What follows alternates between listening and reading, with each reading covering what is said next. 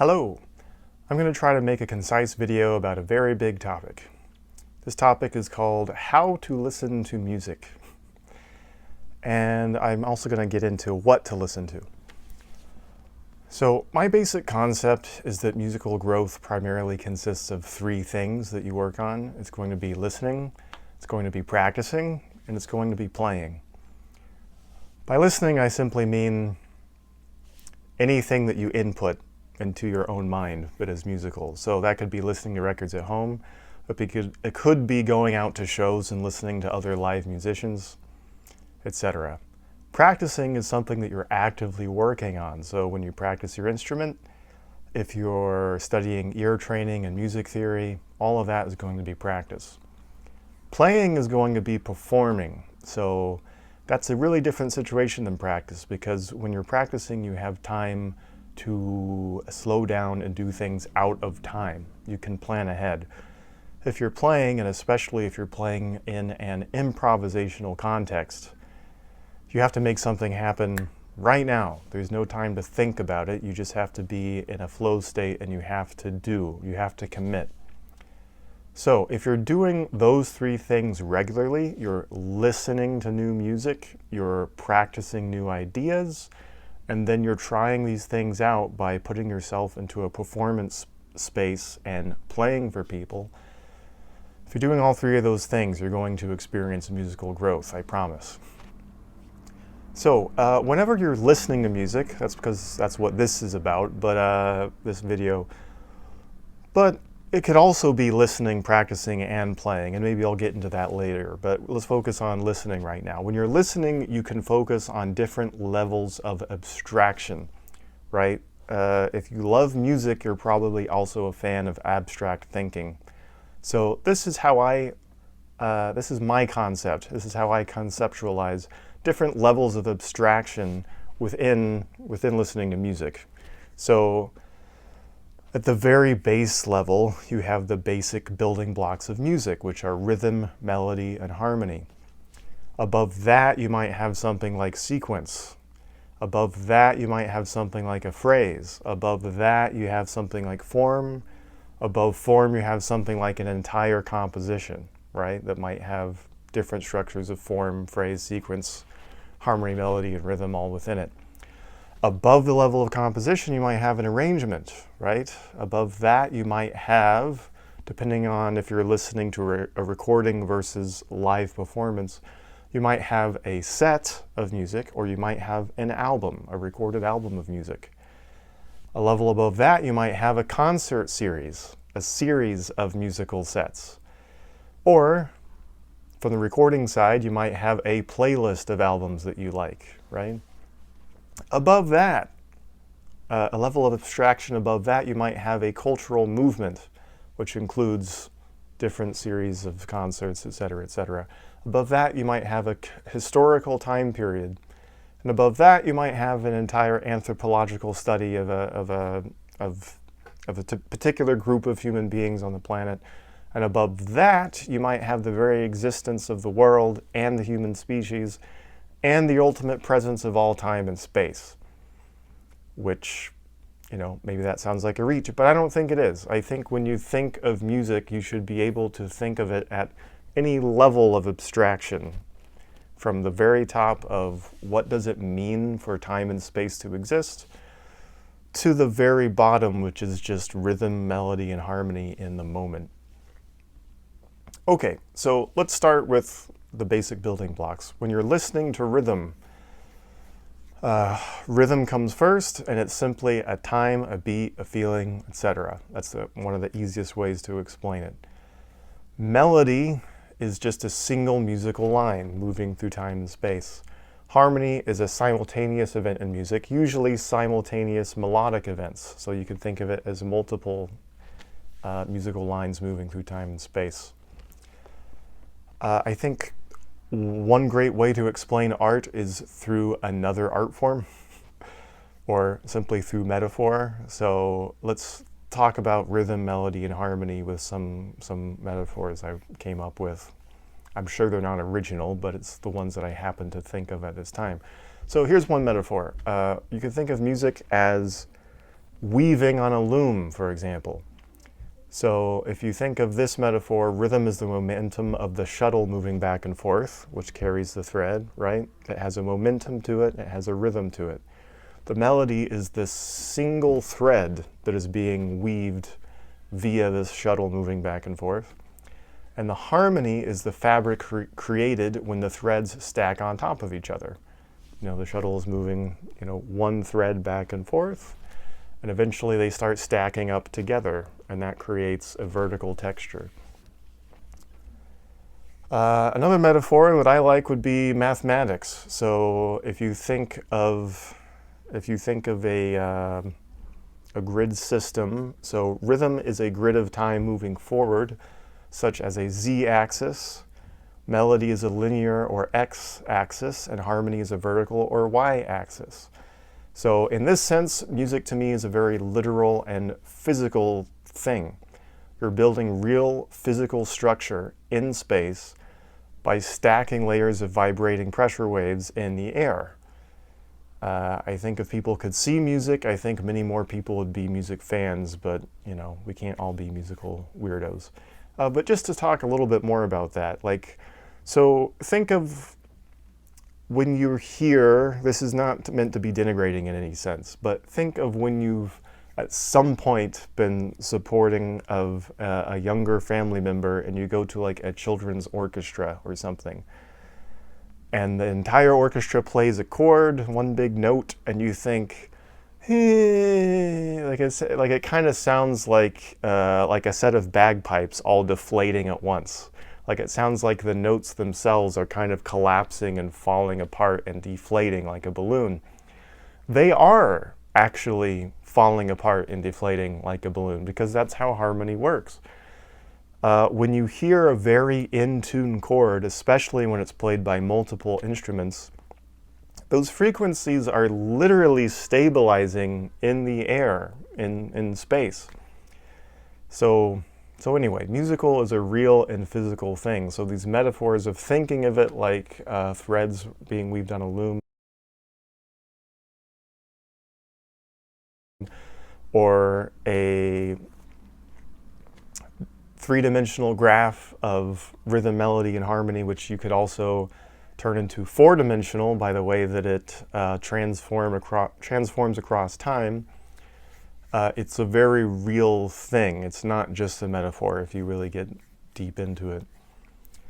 So anyway, that's what I would start listening for: rhythm, melody, and harmony. Next, I would go to things such as style. Styles of music. You could also say genre, but I think of genre as a larger level of abstraction, and style is kind of a smaller level of abstraction. But style could be like funk, R&B, pop, rock, etc. Again, genre would be what kind of, is it fitting into these things in a more cultural way?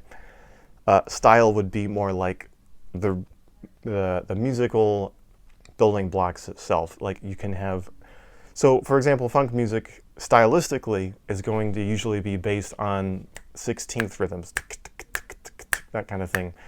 But an older funk, or maybe just a basic blues, would usually be subdivided by eighth notes: 1 and 2 and 3 and if it has swing, then those eighth notes are going to turn into swing triplets, right? 1 and 2 and 3 and 4, that kind of stuff. So those are things where you have a crossover of a stylistic attribute that's very specifically attached to a rhythm, melody, or a rhythmic, melodic, or harmonic trait. Let's put it that way. Okay, then bigger than that, if you think of the style to the genre, then you're thinking more like cultural fashion and social connections, etc. It's there's a culture behind funk, there's a culture behind R&B, there's a culture behind rap and rock and heavy metal, etc. You could also think of things that are kind of in the mid-level of abstraction, but are not rhythm, melody, and harmony. You can think of things like timbre, which a lot of people call tone, but it's better, I think, more accurate to call it timbre, which is just the color and the quality of sound. Is it bright, is it dark, is it smooth, or is it harsh? A violin has a timbre, a cymbal crash has a timbre, a guitar has a timbre. They all have a quality of sound, and if you can think of the quality of the sounds that you're hearing when you listen to music, that's a great thing to focus on. Here's another thing to think about. When you're listening to music, you should be listening actively. So you should be focusing on your senses. You should be focusing on what you're taking in. You should observe what your ears tell you without judging it. I'll say that again. You should observe what your ears tell you without judgment. You need to try to get the judgment part of yourself out of the way and just receive. You just need to receive what your ears are telling you. On both the macro level, so that's like, genre, style, cultural implications, and then on the micro level of just like basic rhythm, melody, and harmony. Okay, so let's review and kind of wrap up that section first. So musical growth is listening, practicing, and playing. We just talked about listening. You can listen at any level of abstraction. If you're focused on kind of studying music, it's important to listen to the basic building blocks of rhythm, melody, and harmony first, and then kind of go from there. Like if you were wanting to think about the historical implications of a specific song, then you're going to definitely go to the macro level. If you just want to make sure that you're getting your swing eighth notes correct, then you're going to want to focus on a micro level, right? Always listen actively, always focus on receiving what your senses tell you, and don't judge it. That's analysis, and that's later. But when you're just listening, you just want to be taking in as much as you can. Okay, so let's move on to a separate little subsection here at the end, which is what to listen to. Think of it as, if you want to train for a marathon, you're going to have a specific diet, right? If you want to grow as a musician, you want to have a diet of what you're taking in as far as your music listening. So here's some of my recommendations. I'm sure there's other ideas that you could have out there that are great too. But my ideas for what to listen to. You should listen to each thing that you practice that day, right? So if you're practicing an etude, a song, a solo transcription, you should definitely listen to someone else playing this. We have the technology, so we should use it. If you were living in the 17th century, you wouldn't be able to hear a great recording of what the music in front of you on the page was supposed to sound like. You'd have to go find someone to play it live, where you'd just be out of luck. But now it's like you can find a great recording of pretty much anything that you're ever working on. So, take advantage of that. If you can see it on the page, if you can feel it on your instrument, and you can hear it, you can hear a great musician playing it exactly how it should be played, it's like that's all going to give you a better picture of what you're aiming for and how to get there. So that's that. What else should you listen to? Listen for research and enjoyment. So if you're just enjoying something more passively, I think that kind of seeps in into your mental framework for music. But also you should actively listen and think about, like, what I mean by research, I don't necessarily mean in an academic way. I just mean that I'm listening to new albums all the time by new artists in new genres, because I want to find something that's going to inspire me, right? So when I have the time, I'll listen to one new album per day. So I will find something that interests me. It could be Tyler, the Creator. It could be Freddie Dredd. It could be an album by Beck. It could be an album by a jazz artist I love that I haven't heard before. Like, whatever it is, it has to be new, and there has to be some track on it as I'm flipping through that within like the first 10 seconds it grabs me in some way. Usually if I'm flipping through tracks on like Spotify or something, and something grabs me within 10 seconds, like, okay, now I gotta listen to this album and see if the whole album grabs me or captivates me in some way, right? And, sometimes it doesn't work. Like, sometimes I'll listen to new stuff throughout the day, and it's just like, none of this is appealing. But once I find something that I grab onto, like, I might listen to that same album every day for a month, Like, that's happened to me when listening to a Robert Glasper album for the first time. That's happened to me. Listening to a new rap album by Q-Tip or something, that's happened to me in the same way. So anyway, one new album per day I think is a great goal if you have the time. Diverse styles and genres. Be looking for inspiration from anywhere. Listen first, then try to verbalize what you heard. Listen first, just actively take in, be receptive, and then try to analyze and verbalize what you heard. Think about the distinct musical elements of which the music consists. That's like, again, rhythm, melody, harmony, stylistic considerations. Be specific yet concise. Like, you could write this as notes. You could just talk to yourself if you're not afraid of looking like a crazy person. If you live in New York, it's fine. Everybody looks crazy, so you're not going to look crazy talking to yourself about music. So anyway, specific yet concise. Like, make a short mental note of like, oh, the rhythm there was like fast 16th notes. Kind of sounded like funk, but this is a rap album. That's cool. Never judge, but always be discriminating. I'll say that again, maybe 3 or 4 times. Never judge, but always be discriminating. Never judge. That means don't judge whether what you're listening to is good or bad, but always be discriminating. So think about, do you like it or not, and why? Is it good quality or not, and why? Recognize the difference between like and dislike, high and low quality.